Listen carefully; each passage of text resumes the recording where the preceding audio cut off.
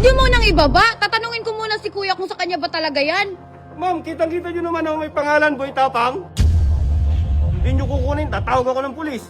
Ba't mo ipilit sa akin yan? Dami kong kambing dito. Nakapangalan sa'yo, sir. Tapos natawag ka ng Kuya! pulis. Tratado ka pala eh. Mas mabuti sir, umalis ka dito sir. Hindi ako alis dito, sir. Matatanggal ako sa trabaho. Anong gusto mo? Kuya.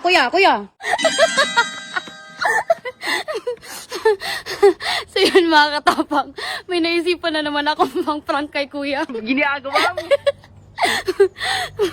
Nagpabili ako ng kambing kay Kuya Rider. Tapos pinalagyan ko ng QR code para legit talaga. Andun na sa baba si Kuya Rider mga katapang.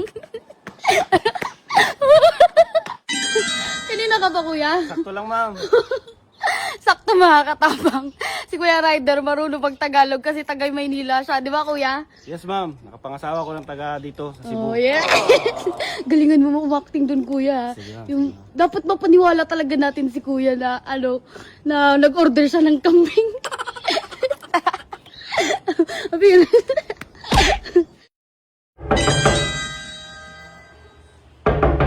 Kuya! Kuya!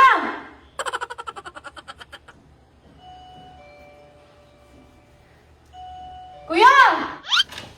Kuya, naka-vlog ako kasi may parcel ka doon. Saan blaga ko? Ay! I-vlog ko nga to para para may ebidensya tayo kasi parang niloloko tayo ng rider. Tara, punta na. Ginagawa mo. Dali na.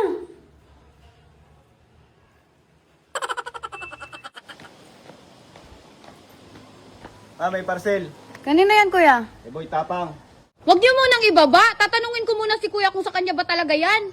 Kitang-kita nyo naman, ma'am, oh. May pangalan, Boy Tapang. Nag-order ka ba nito, kuya? Ba't ako mag-order? Ang dami kong kambing. O, di pala siya nag-order niyan eh. Kayo talagang mga rider, mga manluloko kayo, mga scammer.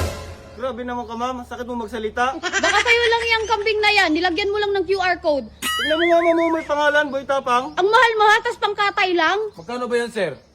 50,000, sir. 3,000? Balik mo lang sa nagpapadala sir.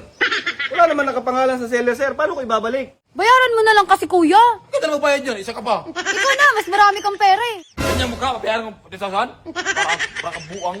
Hindi nyo kukunin, tatawag ako ng pulis. Ba't mo ipilit sa akin yan? Dami kong kambing dito. Nakapangalan sa'yo, sir. Tapos natawag ka ng Kuya! pulis. Tratado ka pala eh. Mas mabuti sir, umalis ka dito sir. Hindi ako alis dito, sir. Matatanggal ako sa trabaho. Anong gusto mo? Kuya. Oh. Ba't napipilit sa akin yan? Hindi sa akin yan eh. Nakapangalan nga sa'yo, sir. Sige kuya, tumawag ka na lang ng pulis dito. It's a prank! Galing mo acting. Sir, sorry ha. Yung mukha, kinakabahan na. Siya. O, ba't ka naiyak? Sir, sorry. Baka siya. Ang galing mo umakting, kuya.